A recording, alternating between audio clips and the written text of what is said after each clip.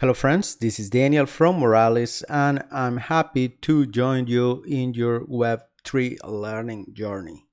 Today I'm going to cover a topic that it's actually one of the topics that I get more questions from projects that are already launched in the wild. I want to make the clarification that this is a proof of concept, so none of the code that you're going to see in this tutorial is production grade. This is a proof of concept that I tried to put in a way that it was easy to build. It's not optimized to say the least, and the UI obviously doesn't look as attractive because I wanted to prioritize that it's easy to understand and to build above the aesthetics of it all. So what this project is an asset bridge. And as I was telling you, this is one of the topics that I get more questions from people that's already in the industry. They have already launched a token, for example, in one network, and they want to be able to allow their users to switch the token and be used in another network. For example, their token is launched in Ethereum and they might want to be operating in Polygon, right? And this brings some interesting problems. Of course, you don't want to duplicate the token, right? Because most likely the token supply official one is in Ethereum, but you need to pass some amount or allow the user to pass some amount to an L2 or to a sidechain. And then the balance of that customer in Ethereum should be kind of locked and disappear, but it should appear in the other sidechain or network. So that's what we're going to build. We're going to use Moralis for that, and I will walk you through it. So let's say that I am this guy and I have launched a token because I'm a very hardcore Star Wars fan. So I have this token that's called Imperial Credits, ICR. And here I am in Ethereum, Rinkaby. And let's say that I own 10 ICR and I'm the customer to this project and I want to bridge 5 to the Mumbai testnet of Polygon. So I will click here and I get the request to transfer these 5 ICR to the sidechain. So let's confirm it. Now we're going to wait. It might take a while for it to process. As mentioned, this UI, building it pretty was not my main objective here. So it's not going to show you a clock or anything like that, but then you can add those bells and whistles by yourself if you want later on.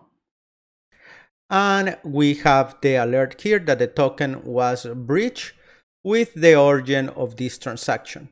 If we go to this transaction, we are going to know that this transaction, what it did was the transfer of this amount of tokens of Imperial credits to the bridge. And when we refresh, we have the main deposit hash that locked those tokens in the bridge, and then the transaction that bridged those tokens to the sidechain.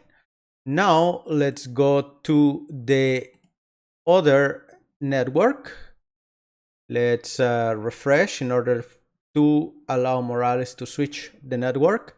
And right now we are in the other network. Let's go to MetaMask.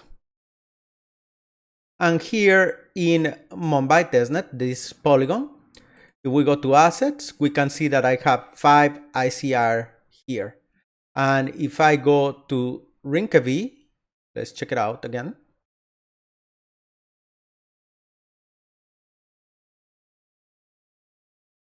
We can verify that I have 5 here. So my original balance of 10 Imperial credits was actually breached, having 5 in Rinkaby and having 5 in Polygon. So I can continue using them and anything that I want to do with them. Now let's say that I want to return 3 tokens to the main chain right now. So let's do it. I will put here 3 tokens and I will return them. The transaction is coming. So I'm confirming it right now. We're going to wait again until we get the alert that tells us that the transaction happened. We get the alert that is telling you that the token was returned with this transaction hash. If I refresh, then I see that 3 tokens were breached back to the main token. So if I refresh this window, which will bring me back to Ethereum Rinkeby,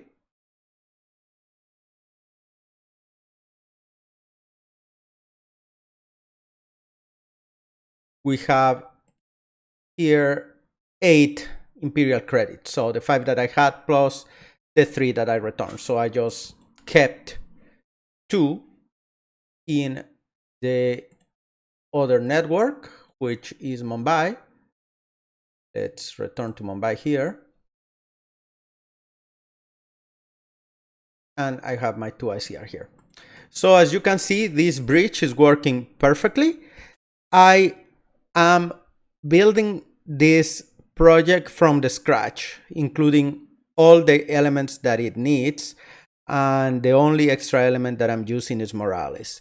There are companies that can offer you an API to do something similar to this, but I think it's important that you understand what is happening behind the scenes and what is the logic of having 2 chains communicate with each other, which is what we are going to go to explore right now. So this video is going to be structured in the following way. We are going to check a little bit in theory how everything is working. We are going to review the smart contracts, and for that we are going to basically download the code as you will have it available for you in the description of the video. And then I will go through each of the components and explaining how they interact with each other and helping you with it. Follow me right now. Now we are going to review a little bit the architecture of how this will work. So this represents a contract, and as you can see, we have 4 contracts, and those are illustrated with a stack of coins and bridges. Then we have these 2, which is a year, which implies that something that's doing work, and this one, which is an antenna that is receiving and emitting signals. Now, what I want to explain to you regarding the way a bridge works in a very general description is that you will have an asset here, and this is the main chain side, and this asset depends on a smart contract. This smart contract you might have before you build the bridge. On the other side, in the side chain or L2 that you want to bridge that asset, you will have to have a child token contract.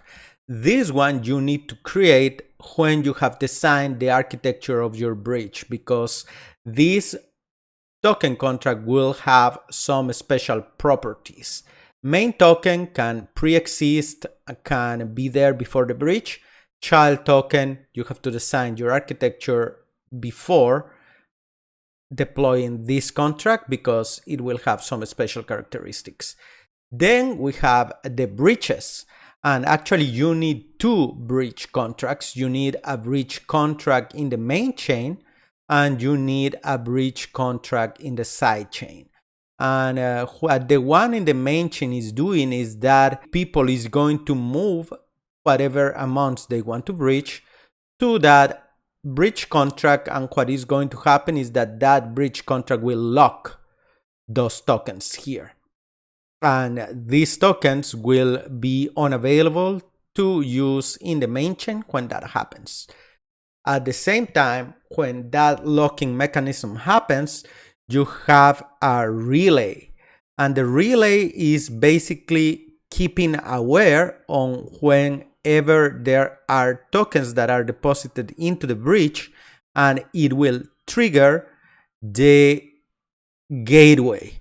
And this gateway is the one that is going to continue here following the red arrows, emitting an action on the side bridge, which in turn will trigger an action in the side token, minting tokens to the same address of the person that locked their tokens in the main chain. When whoever is using the tokens in the side chain or L2 wants to return to main chain, then the tokens follow a similar path, but in reverse. We are going to follow the green arrow now. And then what happens is that the owner of the tokens will deposit the tokens in the bridge contract in the sidechain. Then the bridge contract action will be picked by the relay. The relay is going to trigger the gateway to perform two actions in this case. One action is returning to the sidechain itself and is basically instructing the bridge to burn the tokens. This is because these have to happen simultaneously, burning tokens here and unlocking the tokens in the main chain. When this happens, the tokens cease to exist in the sidechain and start existing back in the main chain because they were unlocked from this bridge. So that's the summary. I want to highlight that when a company is offering the services for building cross-chain bridges, they are basically mainly offering these two solutions, integrating the relay and the gateway, and maybe some professional services around how to design the child token contract and the two bridges. This POC is building this cross-chain bridge using Moralis. Let's get to review the code. Follow me to it. Let's assume that you already cloned a repository from the link in the description of the video. You are going to see three folders: a frontend folder, a Moralis server folder, and the Solidity folder.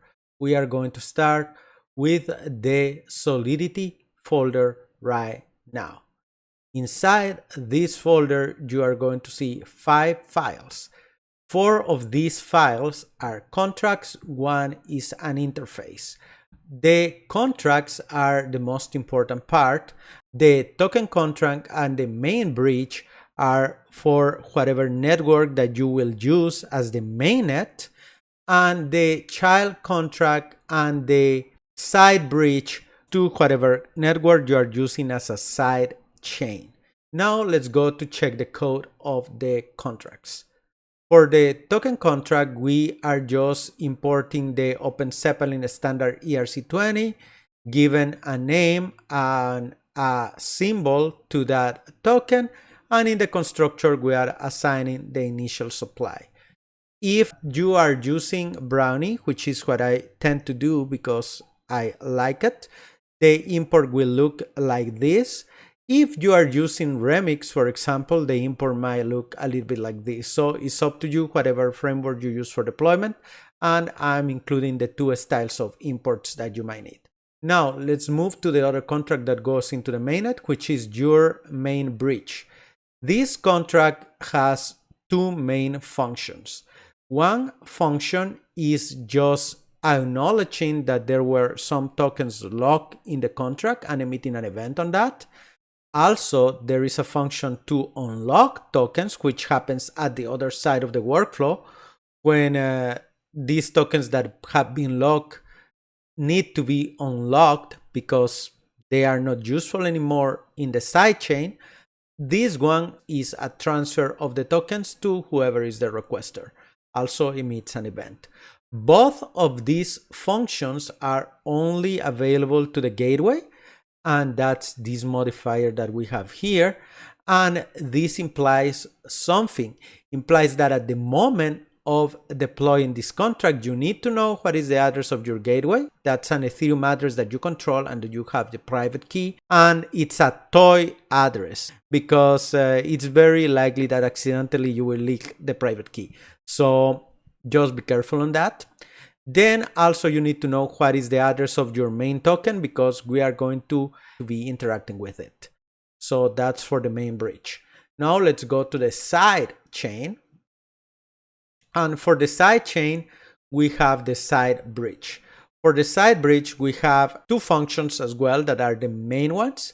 One is to acknowledge whenever there are tokens that were locked in the mainnet. These bridge tokens will mint tokens in the name of the requester in the amount of the tokens that were locked in the mainnet. As you can see here, this can only be triggered by the gateway. And then on the other side of the workflow, when the tokens are going to be returned to the mainnet, the bridge will burn the tokens that it holds. This function is triggered by the gateway as well when there were tokens transferred to this bridge. We have several modifiers here. The only owner, that's applicable to one function that we're going to see later. The only gateway, which is for the two operational functions here.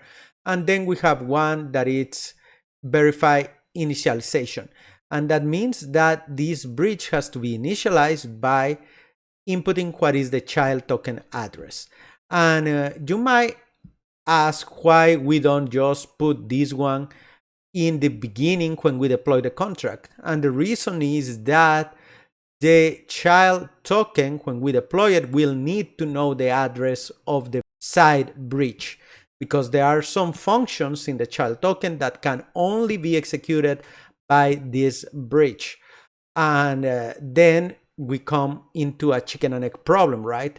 If we need to know that address, that means that we need to deploy the side bridge first, but the side bridge, in order to interact with the child token, needs to know the address in order it can trigger these functions to mint and burn tokens. So the solution for that is having this initialized bridge that is not triggered as part of the constructor, is something that is triggered later on after we have already deployed our child token.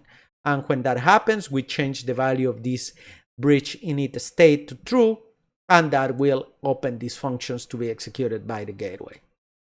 So that's it for the side bridge. Now, for the child token contract, it's very similar to a standard ERC20, but it has some functions that are internal in a standard ERC20 that are being made external here. That's mint and burn. And that's the reason we have these functions here, overriding kind of like the initial functionality, or kind of adding that functionality here. And those are the functions that are only available to the bridge. That means, of course, that when we are deploying this contract, we have to know what is the address of our side bridge. That's what makes this contract special. You can use any main token as the one that you are going to be using for your experimentation with this project, but your child token, that's something that you have to deploy according to the design of our bridge, which is this contract over here. As you can see in the side bridge, we are using this interface, and this interface is just adding these functions that we have as extra external functions in our child token contract. Usually they are not external. These functions are usually only internal, in order we can interact with them through this interface in the side bridge. We are basing that interface in the standard ERC20 interface, just adding a couple of more functions. That's all for the smart contracts. You can go to deploy them in whatever framework that you like. I like Brownie, and just remember that child token contract and side bridge goes to the side chain that you want to use, and the main bridge and the token contract goes to the main net. Let's go move forward to how to set our gateway and our relay. After deploying the contract base, you are going to have 4 important addresses: the address of your main token, the address of your child token, the address of the bridge in the mainnet, and the address of the bridge in the sidechain. Those are 4 very important addresses that we are going to use. And also you will have to get an address for your gateway. That means an address that you have both the public key and the private key, because we are going to sign transaction with that one. I want to remind you that what we are doing is a POC. This has not been optimized for either efficiency of security. This has been optimized for learning the concepts easily. So if you want to actually make this a production code bridge, you will have to work a bit more from the code that we're providing you and do your own research. Having said that, let's start working in our bridge. We are going to use Moralis in the role of a relay and also as a host for our gateway. And for this, sign up for free if you don't have an account. And if you have, as I do, just log in. I have a server here that I call Bridge POC.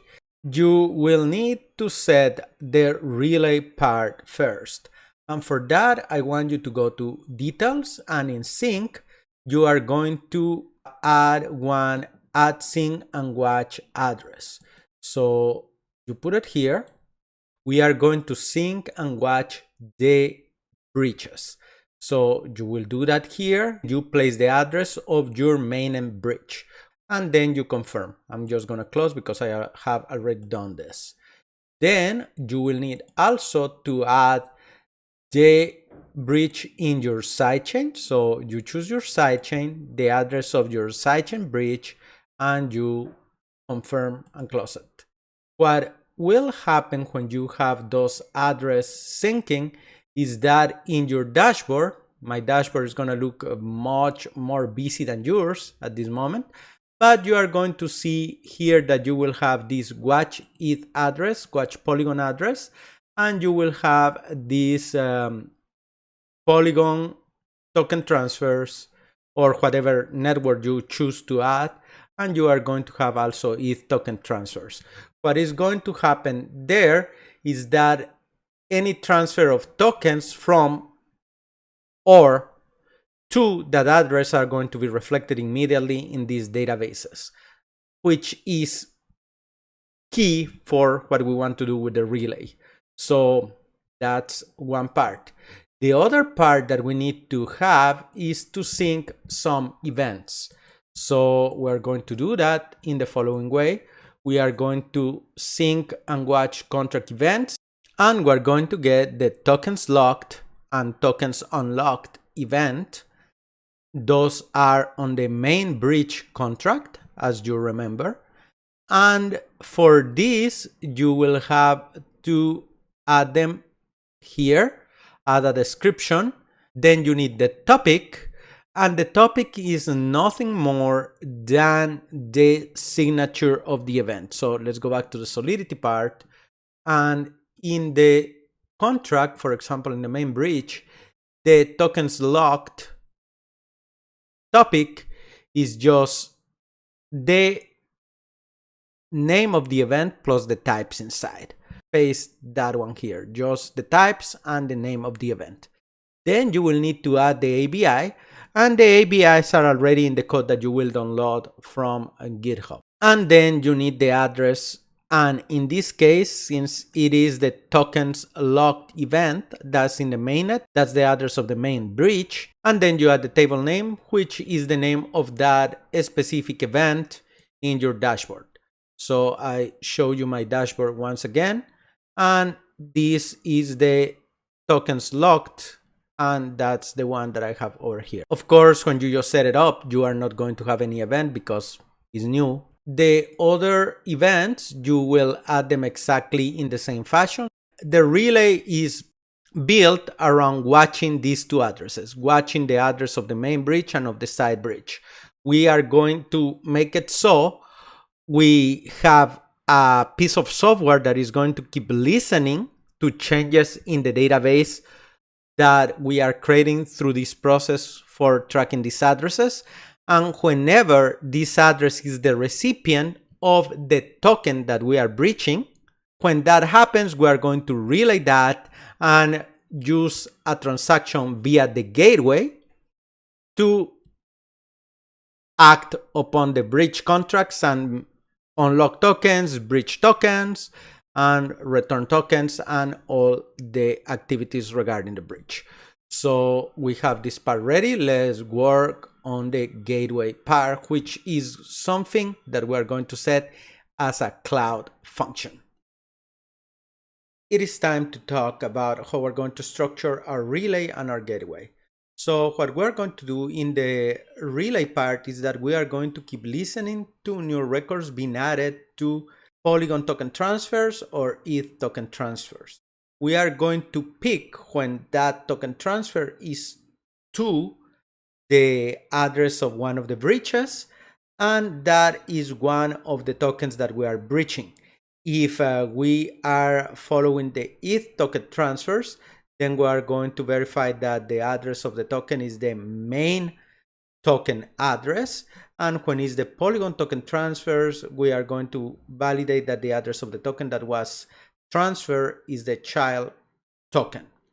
When we have verified those conditions, then we are going to have the gateway trigger the functions that it needs to trigger. And the gateway will trigger when that happens functions both in the main bridge and in the side bridge.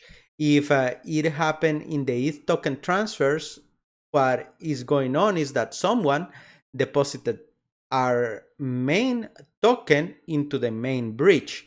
When that happens, we want to emit an event in the main bridge contract that is basically logging that yes, the tokens were locked in this contract, and then is triggering also an action in the side bridge by the gateway that is minting the same equivalent amount of tokens in the child token contract.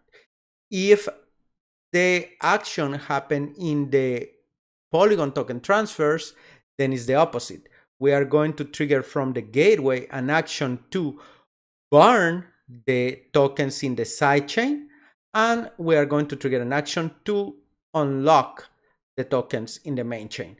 So the logic is very straightforward. As you see, the gateway is kind of like the most important part, and we are going to check how that one works in the cloud code that we are going to paste here in the Moralis cloud, which is the functionality of Moralis that will allow us to run our relay and our gateway functionality. Let's get to the code. What we have here is the code that we are going to place in the cloud function area of our Moralis server. And this is the code for our relay and our gateway. So let's take a look at it. We are going to have a logger here, which is just an object that will allow us to track what is going on in our cloud functions in our Moralis server logs, the logs that appear here in our Moralis dashboard logs section. We have these two, which are Web3 instances. And as you know, the gateway will have to be interacting with both the mainnet, where we have our token, and also the side chain. So we have here our mainnet is a Rinkeby, and our side chain is the Mumbai testnet or Polygon. Then we need the addresses that you will have from the deployment of your contracts. Then you need your gateway address and your gateway private key. Be careful to use private keys and accounts that are for playing around in your testing and in your prototypes.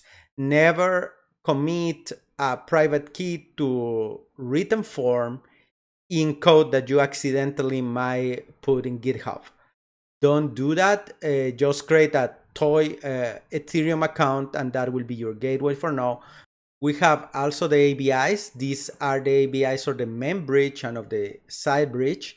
And we are creating two contract instances that are to allow us to interact with the main bridge and the side bridge.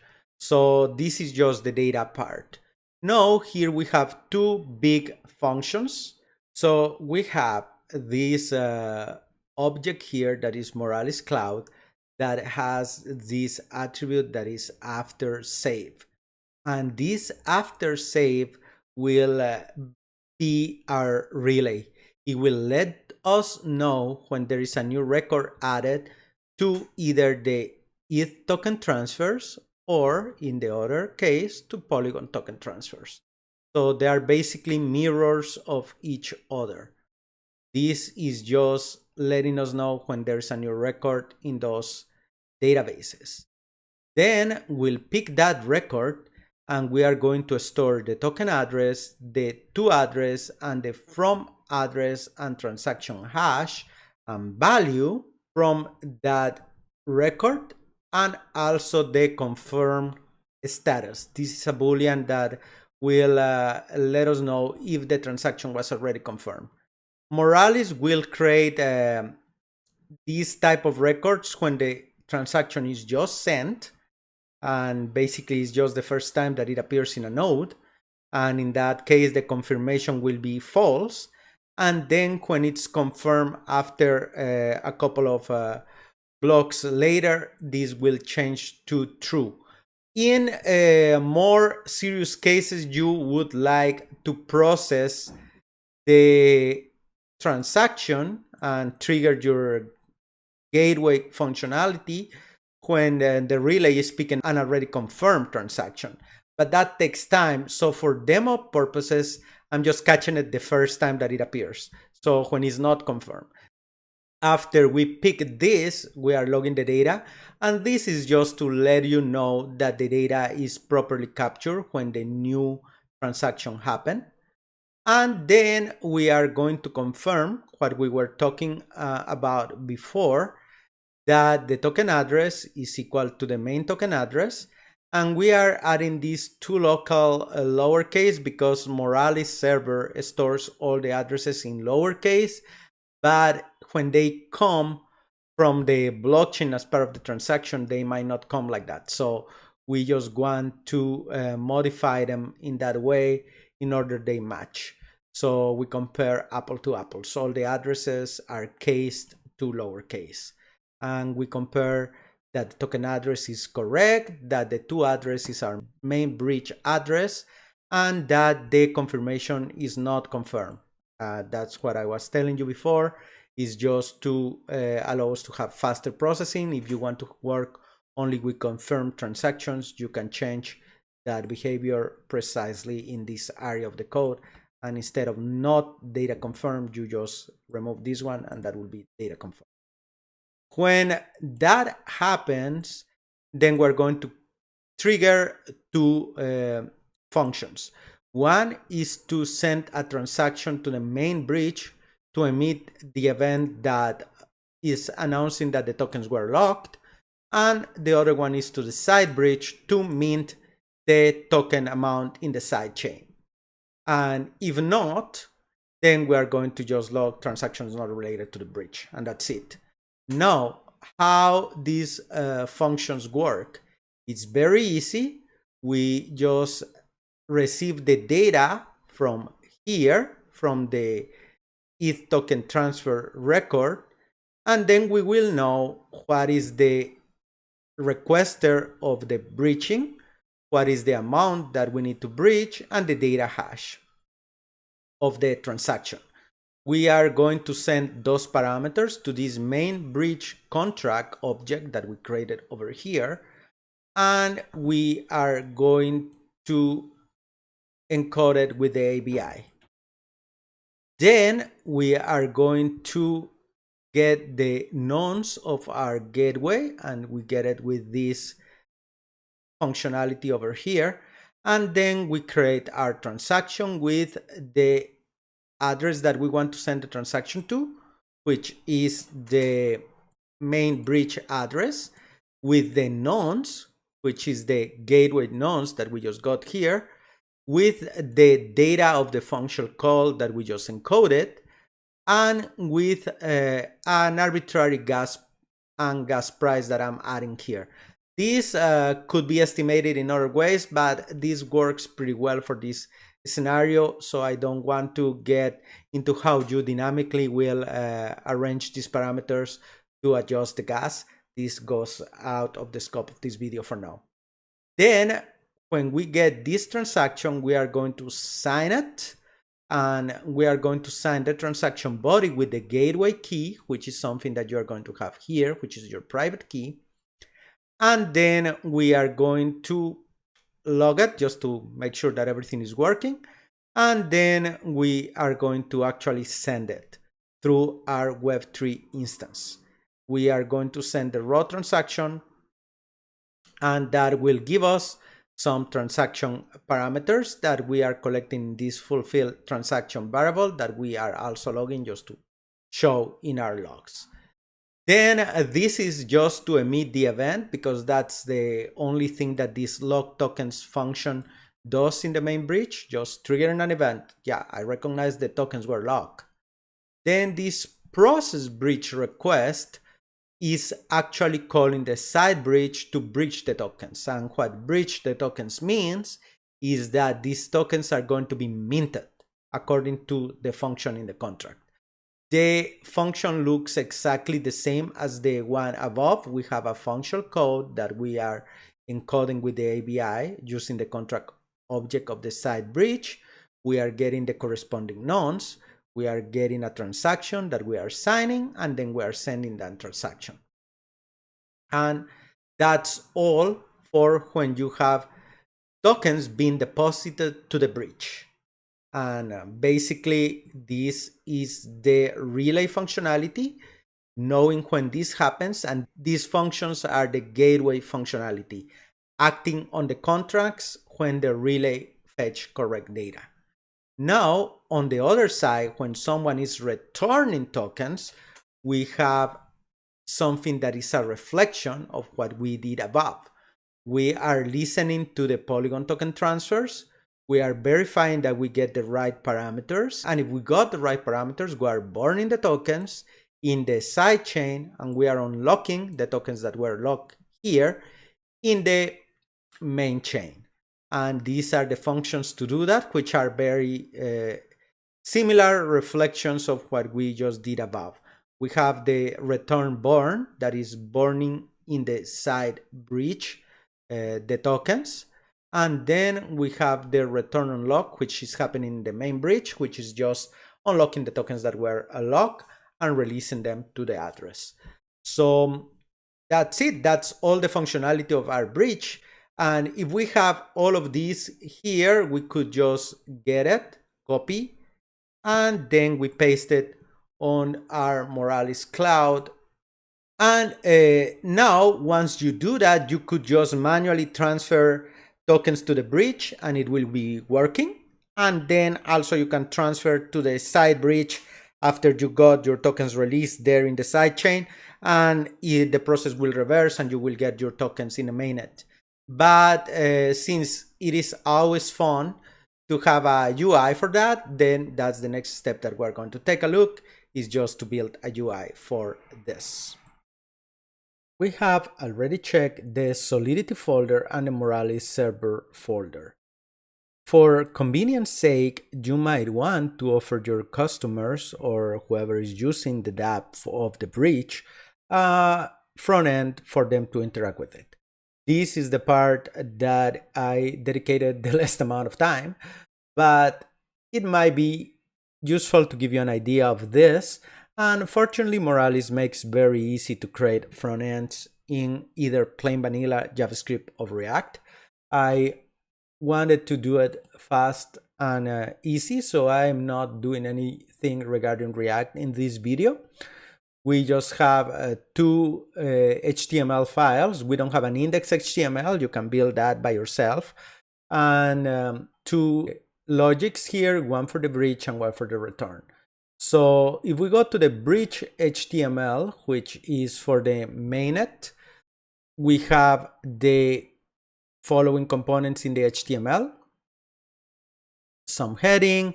We have our bootstrap via CDN just to make it look more cool. We have some H2 heading here that is for bridging your Imperial credits. We have a galaxy and a blaster. And then we have one input field here for the amount of tokens that you want to bridge, and the bottom bridge that will call a function in our logic bridge.js file. Then we have these spaces here to show the token locked transactions for that specific user and the tokens bridged by that specific user. These are useful because in these parts we are going to display all the already processed hash transactions for locking tokens in the mainnet of the users, and he will be able to check if the gateway picked the token transfer and locked the tokens, and if actually the tokens were breached to the signet. Then for that one, the logic is very simple. We have the server URL and the server ID, which is something that we're bringing from Moralis here, the application ID and the server URL. So these you will get from your own Moralis server. And after you have that, you can start Moralis with this command.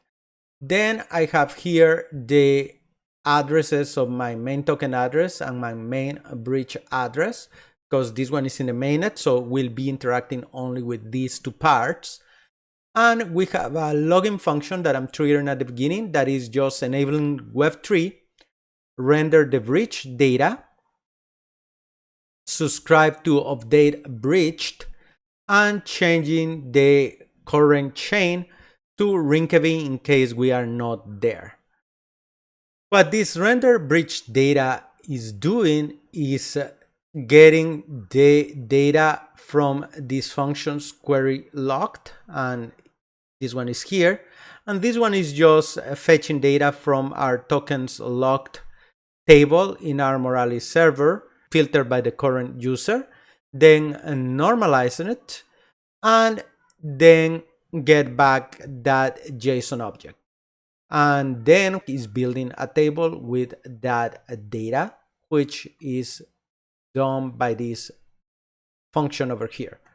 For query breach is doing exactly the same, but for tokens breach.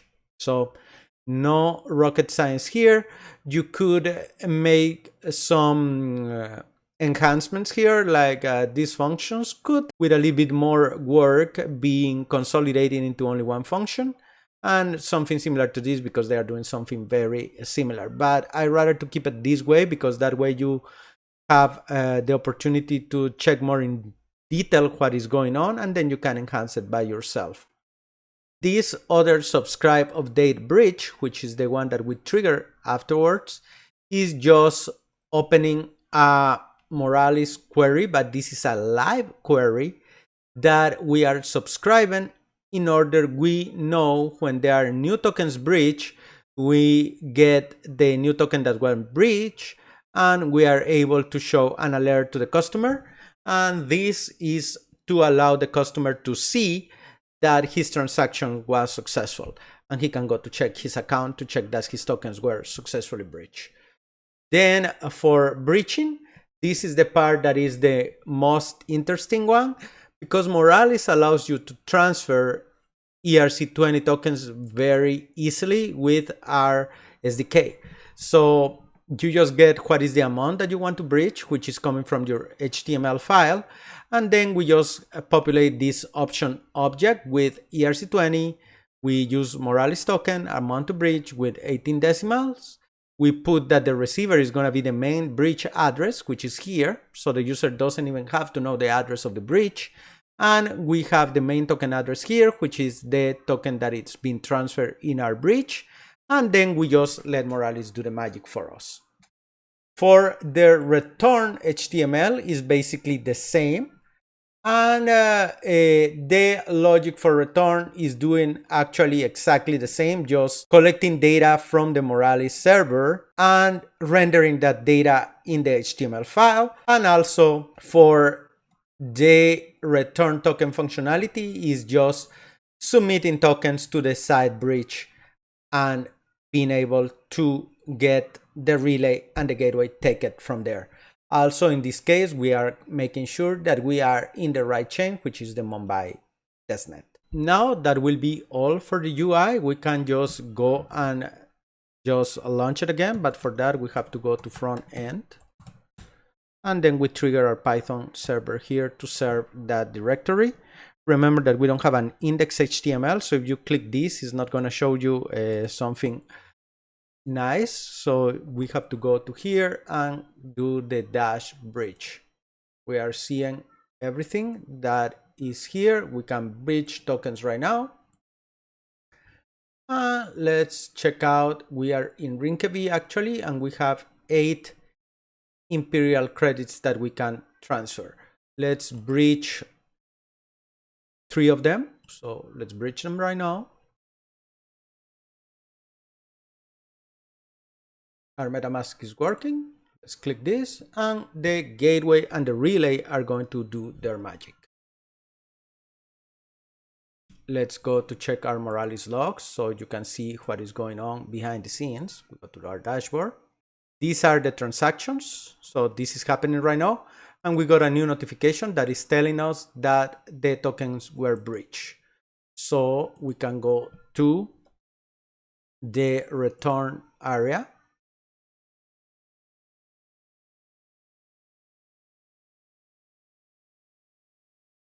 This is switching a network to Mumbai because we wanted to do that since the beginning. Let's go to MetaMask. And here we can see that in our assets, we have 5 imperial credits because we just transferred 3. We had 2. We have 10 to begin with. Then we transfer 5 to here. Then we transfer 3. And then we transfer 2 back. So we have 5 right now. Now let's just return all our balance to the mainnet.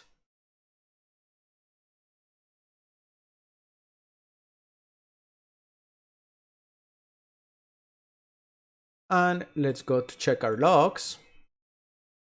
Already we see a transaction here, so check our balances. Assets. We have 0 imperial credits. Those were already transferred. And here, if we go to the MetaMask, we're going to check in Rinkeby that we have 10 imperial tokens. So our tokens return to the mainnet. So guys, I hope that you have enjoyed this video. Remember to subscribe to Moralis channel to get a little bit more knowledge. We want to put a bit more content regarding this type of topic that is a little bit advanced, but I hope that you get the logic on how those operations work. I want to stress again, this is not production code yet. It was put together in order to understand how this type of things work under the hood. I'm Daniel. See you in our next video. I hope you have enjoyed.